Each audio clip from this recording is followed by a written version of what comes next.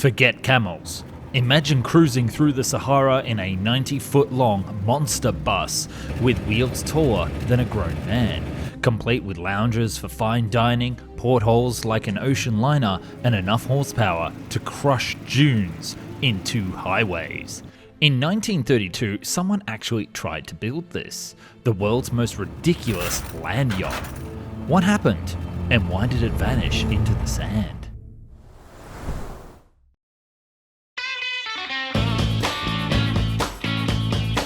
For 100 years, trains ruled the land, crossing nations in speed, comfort and luxury. But trains need railway tracks. And with the rise of the motor car, engineers had a new idea. What if you could bring the railway to the wild? And just as the car had replaced the horse, now it was the camel's turn. And they called this idea the new ship of the desert. This was ambitiously designed to be 86 feet long, operate at 26 feet high above the desert sands, and be propelled by twin Maybach engines, each with 900 horsepower, able to carry more than 20 tons of freight. And let's talk about those giant wheels. The idea was that the entire body of the desert ship would be suspended in a cradle of hydraulic springs, with the giant wheels, 15 feet in diameter, carrying it over the dunes. And because of the sheer weight of the craft, the wheels would essentially be acting like giant steamrollers and creating a road behind them. This packed and crushed sand would facilitate travel for the locals or any other vehicles following behind. Imagine some sort of convoy. But let's just pause for a second and talk about the physics. Because whilst the idea was insane and with merit, the desert is not forgiving. This machine could handle the terrain. The problem is, the terrain couldn't handle it. Sand doesn't compress and become asphalt, it shifts. Wide wheels help, but they're still heavy and concentrated. A Maybach-powered tank is not light on its feet, and hydraulic suspension sounds futuristic, but imagine trying to service that in a sandstorm in 1932. But the engineers believed that it would be able to move at around 30 miles per hour over the sand dunes with a range of about 6,000 miles with adequate fuel on board, which is very impressive indeed considering normal cars can't do 6,000 miles. This is so impressive that I have to remind you that the Sahara is only 18,000 miles top to bottom, so real range may vary of this actual craft. For shorter trips, and I'll get into the details of how crazy they were later, the speed and range was about half.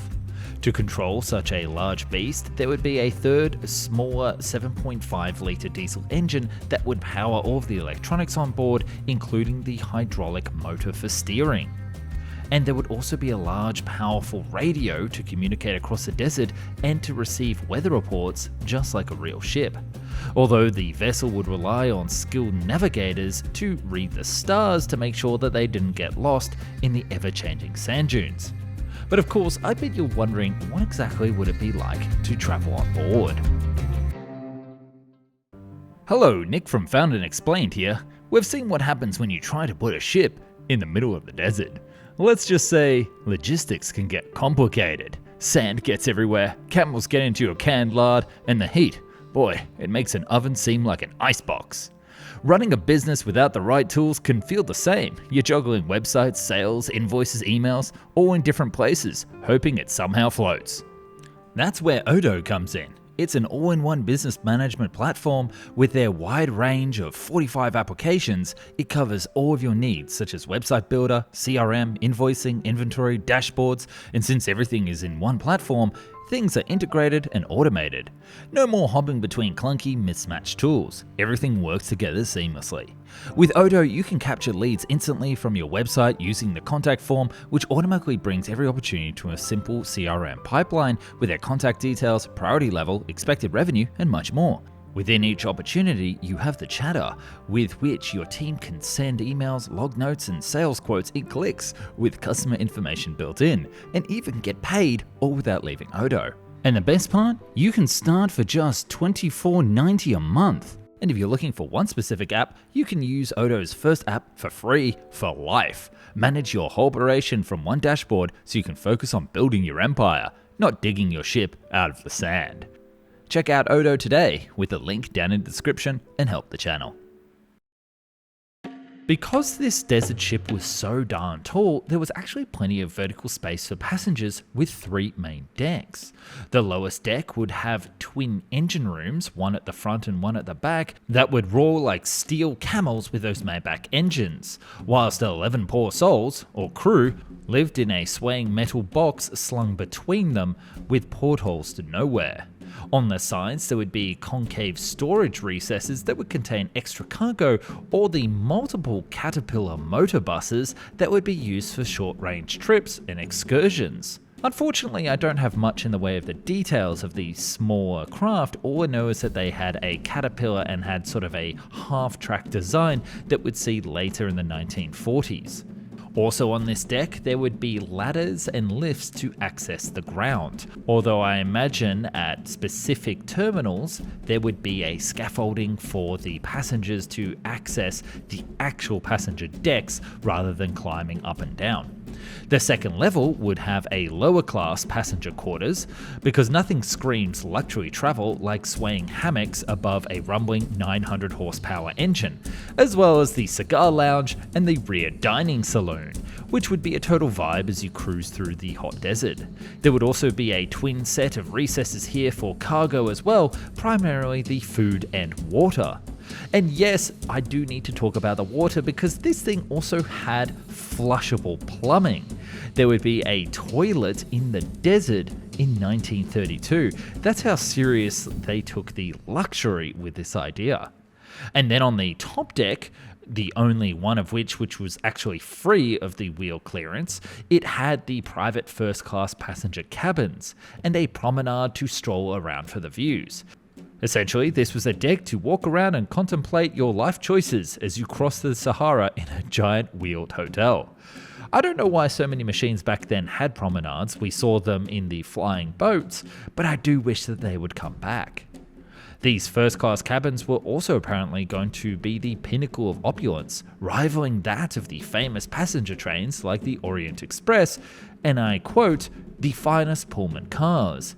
And it would be somehow artificially cooled to combat the sun's rays. Aircon in 1932 it seems, but I'll explain the science behind that in a moment. In the middle of this entire craft, there was a stairwell, so passengers could climb the decks like a cruise liner, coming up from the engine level all the way to the cigar lounge to the starlit promenade. Then to really make it a ship of the desert, on the very top there was a poop deck that had the control room and the captain's quarters.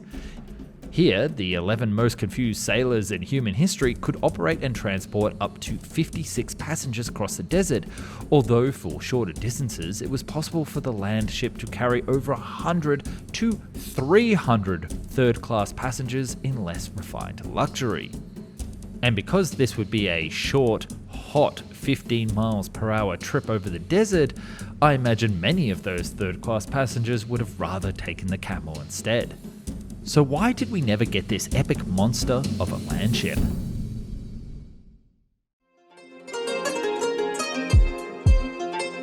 So the first question you have to ask yourself, who was mad enough to dream up all of this? Who wakes up one day and says, what if the Orient Express could moonlight as a steamroller? Well, behind every mad idea is a mad inventor, and this story was no different. Meet prolific innovator Christian Bischoff Johannes from Germany, who not only wanted to replace the camel, but change a lot of different things in the 1930s world. And I now realize saying German who wanted to change the world in the 1930s may make you think of a certain other group of German people, in perhaps a political group, but believe it or not, the Nazis were not involved in this case.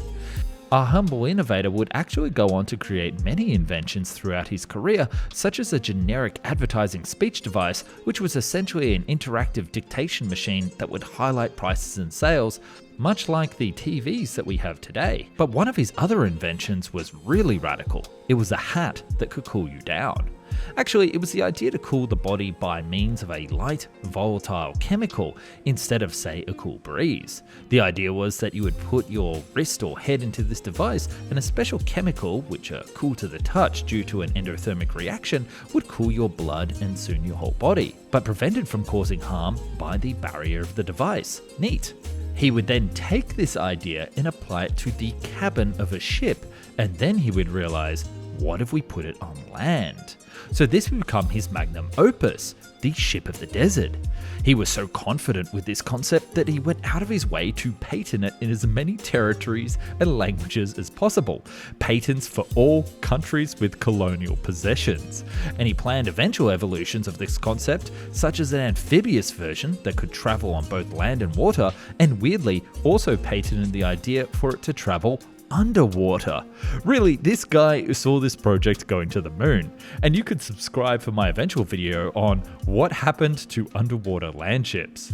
To seek investors, he actually built a scale model and shopped it around the world for 5 years to see if anyone was keen to build it. It even made the cover of Modern Mechanics and Inventions. It had pure Pulp Fiction energy, with neon green paint, giant headlights, and a captain's tower straight off the Titanic with searchlights. It was less engineering manual and more sci-fi comic for the men who drink gasoline. And in the midst of the Great Depression and rising fascism, this was a dream of progress and peace, almost laughably optimistic. And maybe this wasn't just a vehicle. Maybe it was a symbol, one of colonial ambition, of impossible hope, or one man's glorious rolling fever dream. But with war on the horizon, no one had time for silly ideas like peace, friendship, or giant luxury land ships. And just like that, the idea ended as the world descended to war. Although I do wonder if he had given any thought to sticking some guns on it. The battle for Egypt and North Africa for the Germans would have gone very differently indeed if he had weaponized it. So maybe subscribe to see that story of the world of giant impossible to build land battleships.